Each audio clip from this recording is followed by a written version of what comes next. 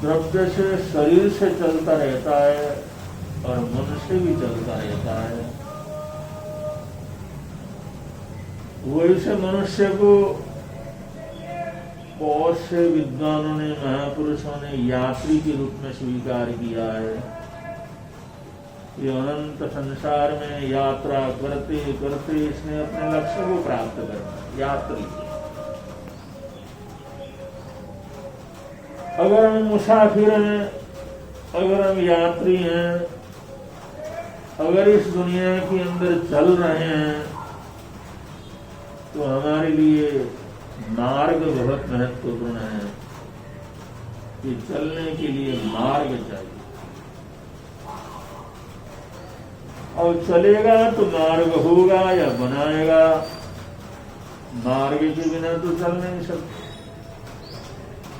या तो यात्री अपना मार्ग बना लेता है या बने हुए मार्ग के ऊपर चलता है। यात्री है, चलना है, चलते रहना है, मार्ग उसके लिए महत्वपूर्ण है। और आगे महापुरुष कहते हैं मार्ग दो प्रकार के हैं, एक आपत्ति भरा हुआ मार्ग, विपत्ति भरा हुआ मार्ग, और एक सम्मान और संपत्ति फैला हुआ मार्ग। एक मार्ग विपत्ति प्रधान है, दूसरा मार्ग संपदा प्रधान, सम्मान प्रधान। अब ये संस्कार, ये पढ़ना लिखना, ये चिंतन मनन, ये स्वाध्याय साधना, ये सारी चीजें एक यात्री जो करता रहता है, सबसे ज्यादा करता है, सुनता है, सत्संग करता है, पढ़ता है, तो उसमें ऐसा विवेक जागृत होना चाहिए कि वह आपदाओं के मार्ग को छोड़ करके संपदा के मार्ग के ऊपर आगे बढ़े। ये उसकी समझदारी होगी। अगर उस संबंध में कोई सोचे ही नहीं, कोई विचार करे ही नहीं, अंधाधुन चले, ये तो यात्री की बड़ी मूर्खता, यात्री का बड़ा ओछापन है। और यात्री समझदार वही होता है, मार्गदर्शन प्राप्त करता है, जानने वालों से पूछता है, इशारे से समझता है, और ये निर्णय कर लेता है कि वहां अमुक जगह जाने का जो मार्ग है, मैं किस मार्ग से जाऊं जिससे मुझे खतरा न हो, परेशानी न हो, जिसमें सुविधा मिले, सहारा मिले, हमारी यात्रा सुखद पूर्ण संपन्न हो, उस रास्ते से चलो। क्योंकि रास्ते तो होते हैं, कोई कच्चा रास्ता होता है, कोई पगडंडी का रास्ता होता है, कोई जल का मार्ग होता है, कोई स्थल मार्ग होता है, कोई पहाड़ों को पार करके जाने का मार्ग होता है, कोई आकाश मार्ग होता है। मार्ग बहुत है अपने लक्ष्य की तरफ बढ़ने के लिए। तो उस यात्री ने ये निर्णय करना है मुझे किस मार्ग से चलना। अगर वो सोच समझ करके, विचार करके, चिंतन करके, उसमें विचार विमर्श करके, पूछ करके अगर ये चलेगा तो उसकी यात्रा सुखद होगी। अगर बिना विचार विनिमय के चलेगा, अविवेक से चलेगा, अनजान रास्ते के ऊपर चल पड़ेगा, उस रास्ते का ज्ञान नहीं होगा, मार्गदर्शन नहीं होगा, तो उसको उस यात्रा में बड़ी विपदाएं झेलनी पड़ती हैं, बड़ी तकलीफें उठानी पड़ती हैं, और यही संसार है। तो यहाँ पर शास्त्रकार कहते हैं साधकों के लिए, मनुष्य के लिए, क्योंकि जो अगर अपने घर की तरफ जाना चाहता है तो हमारा घर है ऊर्ध्वार्ध, सर्वोच्च ऊर्ध्व स्थान, जिसको मोक्ष कहते हैं। वो मोक्ष है जिसके अंदर अनंतानंत सुख है, कोई उसकी सीमा नहीं है, और वही हमारी आत्मा का अपना घर है।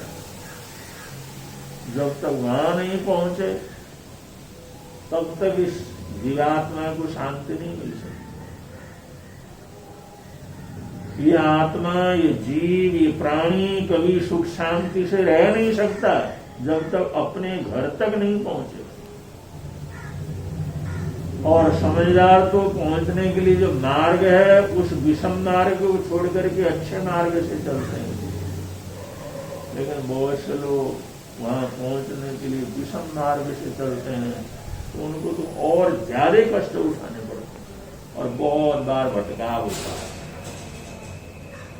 तो शास्त्रकार कहते हैं आपनाम कथित पंथा, एक पंथ वो है जिसको आपत्ति का पंथ कहते हैं, जिसको मुसीबतों का रास्ता कहा जाता है।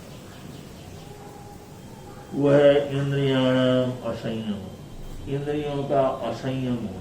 इंद्रियों का असंयम का जो रास्ता है और संयम का रास्ता है वो आपत्तियों का मार्ग है, वो विपत्तियों का मार्ग है, कष्टों का मार्ग है, तरह तरह के रुकावटों का मार्ग है, क्लेश का मार्ग है। और तज संपदा मार्गो, अगर उस इंद्रियों का जीतते हैं, इंद्रियों के राजा होते हैं, इंद्रियों के मालिक होते हैं, जितेंद्रिय होते हैं, तो संपदाम पंथ, संपदाम मार्ग, संपदा का मार्ग। अगर इंद्रिय जीत है तो उसका मार्ग संपदा का मार्ग है, और इंद्रियों से हारा हुआ है वो असंयमी है, इंद्रियों का दास है, तो मार्ग उसके कंठ का किरण मार्ग है। तो हमने उस मार्ग को लेना है जो संयम का मार्ग। संयम के मार्ग का मतलब है कि इंद्रियों को जीत करके, इंद्रियों को जीतना, इंद्रिय जयी होना। इंद्रिय जयी होना ये संपदा का मार्ग है, और इंद्रियों का गुलाम होना ये आपत्तियों का मार्ग। और एन इष्टम के न गतम, ये समझ करके जिसको अच्छा लगे उस मार्ग के ऊपर वो चल सकता है। शास्त्रकार ने बतलाया दो मार्ग हैं, एक संयम का मार्ग है, असंयम का मार्ग है। संयम का मार्ग उसको कहते हैं जिसमें पांचों इंद्रियों को जीत करके चला जाता है, और असंयम का मार्ग वो है जिसके अंदर पांचों इंद्रियों का नाश होकर के चलता है। एक में असंयम का मार्ग है तो उसमें विपत्तियां विपत्तियां हैं, संयम का मार्ग है तो उसमें सुख ही सुख है, सम्मान ही सम्मान है। अब तुम स्वयं निर्णय कर लो, स्वयं ये कर लो किस रास्ते के ऊपर चलता है। एन इष्टम तेन गम्यताम, जो तुम्हारे को अपना लगे, अच्छा लगे, सुंदर लगे, आकर्षक लगे, उस रास्ते के ऊपर चलते। ये बहुत ही अच्छा संदेश, बहुत सुंदर संदेश शास्त्रकारों ने दिया है कि दो मार्ग हैं, एक संयम का मार्ग, एक असंयम का मार्ग। संयम का यहाँ पर मतलब इंद्रियों को जीत होना, वो संयम, और इंद्रियों से गुलाम होना वो असंयम। और संयम का मार्ग संपदाओं का मार्ग है, असंयम का मार्ग विपत्तियों का मार्ग है। जैसा तुम्हें अच्छा लगे उस रास्ते के ऊपर चलो।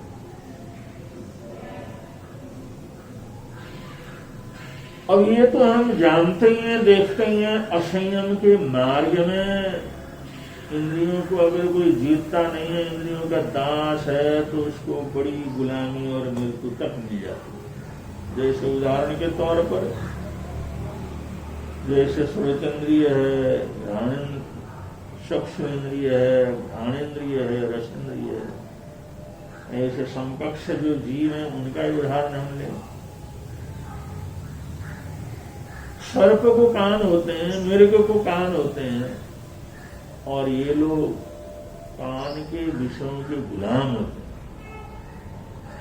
कान का विषय स्वर, आवाज, धुन, तो इनको बहुत ही अच्छा लगता है, बहुत आकर्षक लगता है।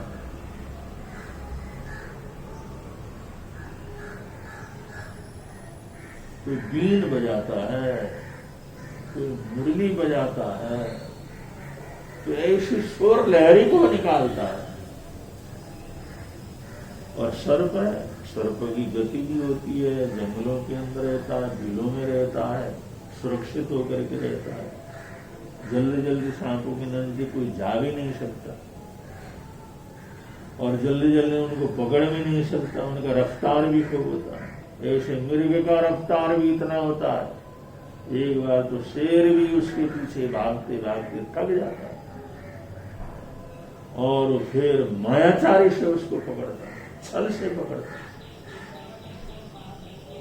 और एक शेर भी उतना नहीं भाग सकता जितना मृग भागता है, मृग थका देता है शेर को, इतनी ताकत है। और सांप सर्प तो सुरक्षित होते हैं, लेकिन अगर ये पकड़े जाते हैं, ये मारे जाते हैं, ये बंदी बनाए जाते हैं, गुलाम बनाए जाते हैं, इनको वर्णांतिक कष्ट दिया जाता है, तो किसके कारण से? ज्यादातर ये श्रोतेंद्रिय के कारण से, कि श्रोतेंद्रिय का आकर्षण होने के कारण, श्रोतेंद्रिय के विषय से हारने के कारण से, उस विषय को जीत न पाने के कारण से ऐसी प्राकृतिक संपदा जिनको मिली है उसके बीच में ये बुरी तरह से आ जाता है। जैसे कोई सांप को पकड़ने वाला या मृग को पकड़ने वाला,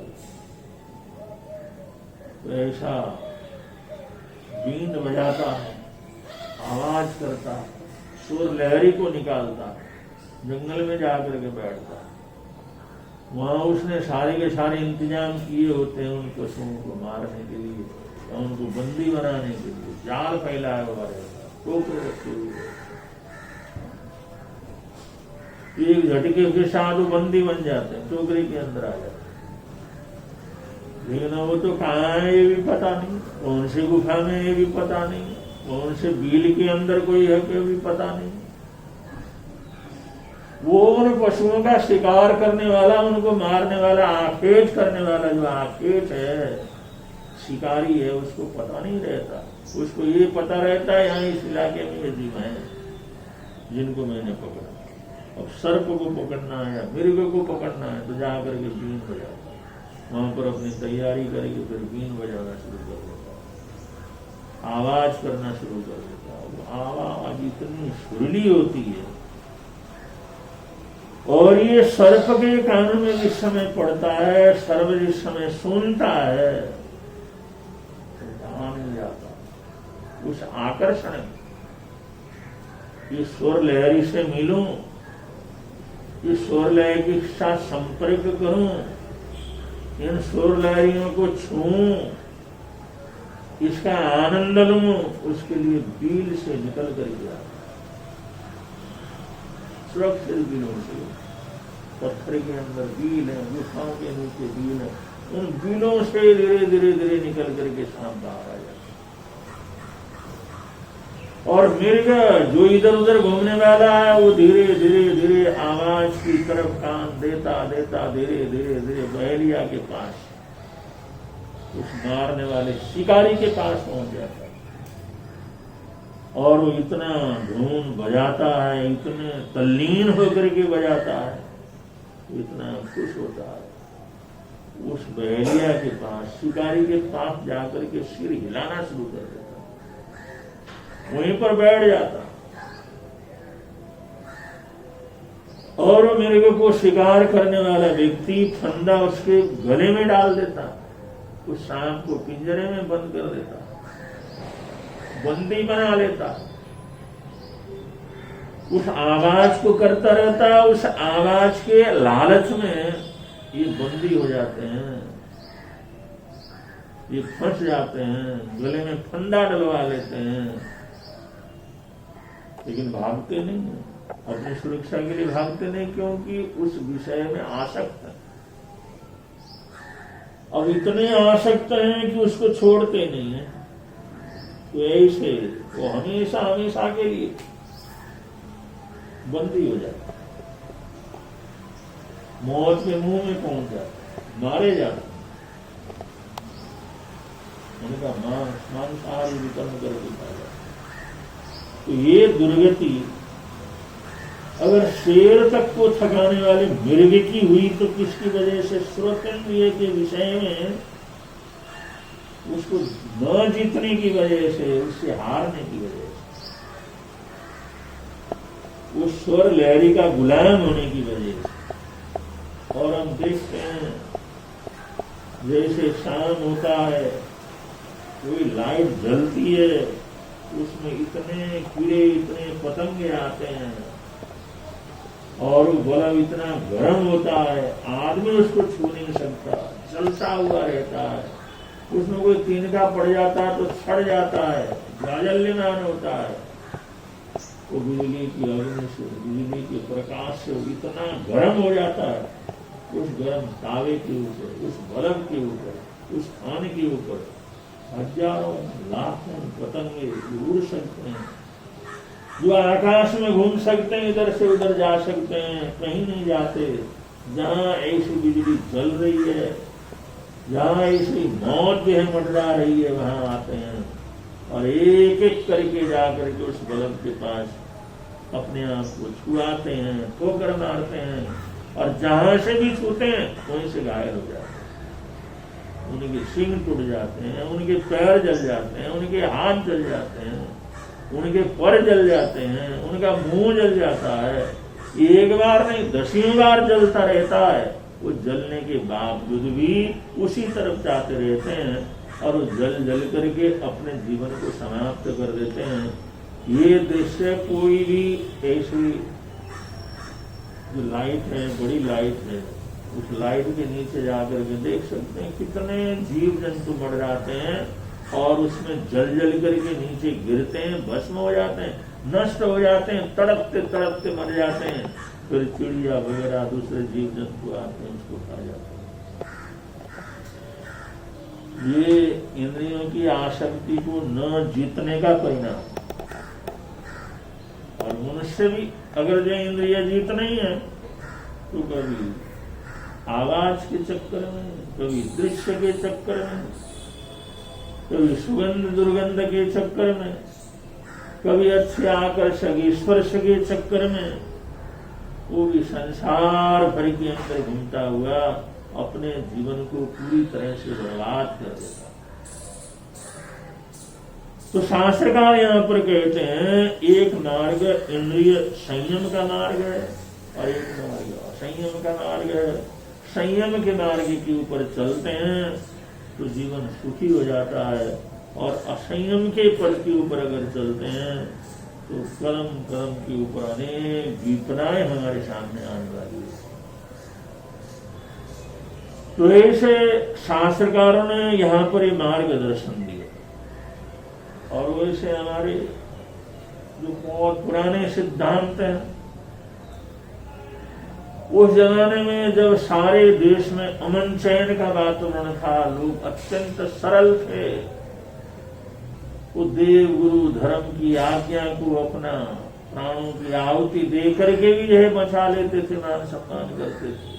कोई झूठ बोलता नहीं था, कोई चोरी करता नहीं था, कोई दूसरे की तरफ देखता नहीं था। ऐसा सुंदर सनातन धर्म संस्कारों में संस्कारित जब समाज था, उस समय जिन शास्त्रों की रचना की गई उनमें क्षमाशीलता को सबसे बड़ा महत्व दिया, अहिंसा को बहुत महत्व दिया, क्षमा को महत्व दिया, दया और करुणा को महत्व दिया।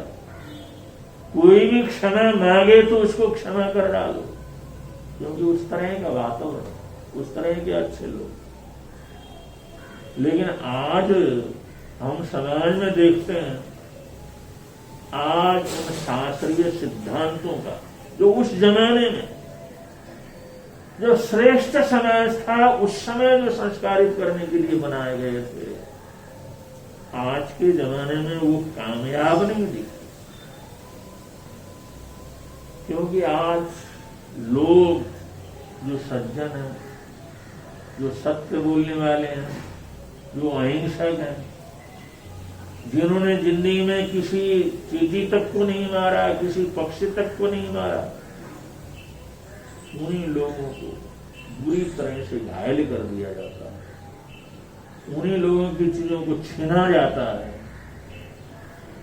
उन्हीं लोगों के साथ अन्याय अत्याचार किया जाता है, और उन्हीं लोगों को अपना घर बार सब कुछ छोड़ करके वहां से भागने के लिए मजबूर किया जाता है। जिस जगह पर वो जन्मे, परंपरा से वहां पर रहे, खानदान से वहां पर रहे, और कभी जिंदगी के अंदर एक भी अपराध उनके जीवन के अंदर नहीं हुई, कोई अपराध का रिकॉर्ड जिनके जीवन के अंदर नहीं है, ऐसे लोगों को बड़ी क्रूरता से पकड़ दिया जाता, मार दिया जाता। उन निर्दोष बहनों के साथ, माताओं के साथ व्यभिचार किया जाता और छोटे छोटे बातों को कत्ल कर दिया जाता, और अपने देश में अनाथ बन जाते हैं, अपने देश में रिफ्यूजी बन जाते हैं, और उस शरण लेने के लिए इधर से उधर उनको भागना पड़ता है। ये आज हमारे देश में हो रहा है और हमारे अड़ोस पड़ोस के देश में भी हो रहा है। तो आज हम उस समय को लेकर के, अहिंसा परमो धर्म को लेकर के भाई कुछ भी कहे, लेकिन उसके साथ उसको बर्दाश्त करो, सहन करो, प्रतिकार मत करो, उसका मुकाबला मत करो, क्षमा करोगे, ये श्रेष्ठता है। ये बात और हमारे जीवन के लिए इसको थोड़ी बदलनी होगी, क्योंकि आज अगर शास्त्र लिखे जाएंगे, आज की जो सभ्यता के अंदर शास्त्र लिखे जाएंगे तो वैसे शास्त्र नहीं होंगे जैसे उस असली सभ्यता में, सुंदर सभ्यता के अंदर लिखे गए। आज तो पैसे की पूजा है, सत्ता की पूजा, आज तो बल की पूजा। जो बलवान समाज है और जो असहिष्णु है वो सहिष्णु को खा जाता है, जो हिंसक है वो अहिंसक को खा जाता है, जो अशांत है शांत व्यक्ति को खा जाता है, जो मर्यादा संपन्न है अमर्यादित लोग उसको खा जाते हैं। तो ऐसी हालात में सनातन परंपरा को भी समय के अनुसार अब कुछ जागृत होने की जरूरत है। अगर आज के संस्कारों की तरह अगर सनातन परंपरा ने अपने देश के लिए, अपने धर्म के लिए, अपनी संस्कृति के लिए, अपनी मातृभूमि के लिए अगर बलपूर्वक उसकी सुरक्षा का अगर मुहिम उठाया होता तो आज सनातन हिंदू धर्म, सनातन परंपरा सिकुड़ते सिकुड़ते सिकुड़ते इतने अधिक न सिकुड़ी होती।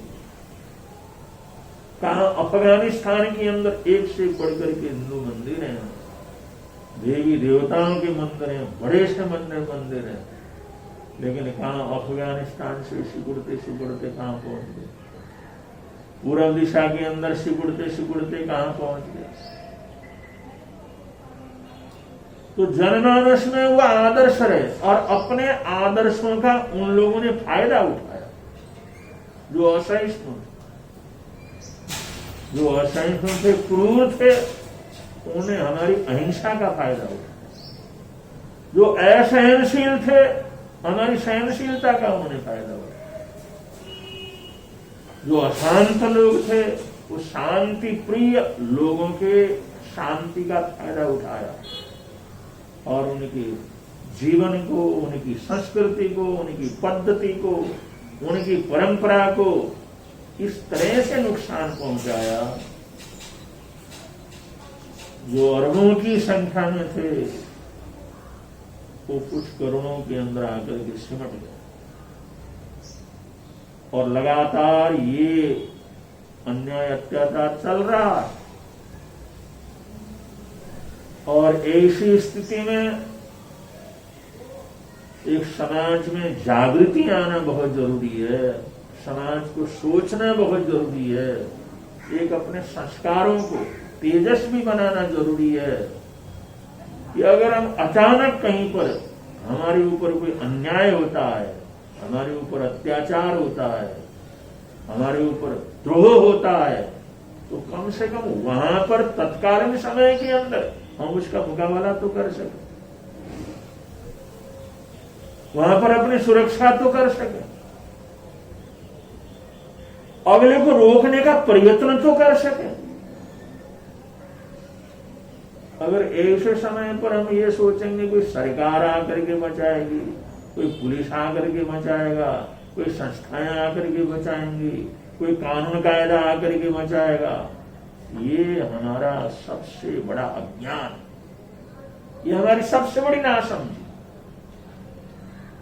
कि अगर कोई परेशानी आती है तो तत्काल उसका हम प्रतिकार कर सकें, ऐसी ताकत हमारे अंदर होनी चाहिए, ऐसा बल होना चाहिए, ऐसी समझ होनी चाहिए। अगर ऐसी समझ हर व्यक्ति के अंदर होगी तो हम अपने सनातन परंपरा को बचा सकते हैं, अपनी संस्कृति को बचा सकते हैं, अपने जीवन को बचा सकते हैं, अपने परिवार को बचा सकते हैं। अगर ऐसी ताकत न होगी, ऐसा बल नहीं होगा तो हम हर जगह पर हारते चले जाएंगे, क्योंकि मुसीबतों का सामना तो तत्काल करना होता है। कोर्ट कचहरियों से हम मुसीबतों का सामना नहीं कर सकते, सुरक्षित नहीं कर सकते, और बचाने के लिए कोई दूसरा कहीं से आने वाला नहीं है। ये ताकत हमारे को स्वयं पैदा करने पड़ेगी। और इस मुहिम में बहुत से ऐसे मोटिवेशनल प्रवचनकार, कथाकार आज देश में जगह जगह जाकर के ये जागृति लाने का प्रयत्न कर रहे हैं। उनको ज्यादा से ज्यादा सुनना, उनकी बात को ज्यादा गहराई से सुनना और रोज सुनना, ये बहुत आवश्यक है, जिससे हमारे जीवन के अंदर एक नई चेतना जागृत हो और नई तेजस्विता के साथ हम या हमारी आने वाली पीढ़ी आगे बढ़ सके। इन्हीं मंगल कामनाओं के साथ, इन्हीं सद्भावनाओं के साथ आज के वक्तव्य को यहाँ पर हम विराम देने जा रहे हैं। बोलिए भगवान महावीर स्वामी की।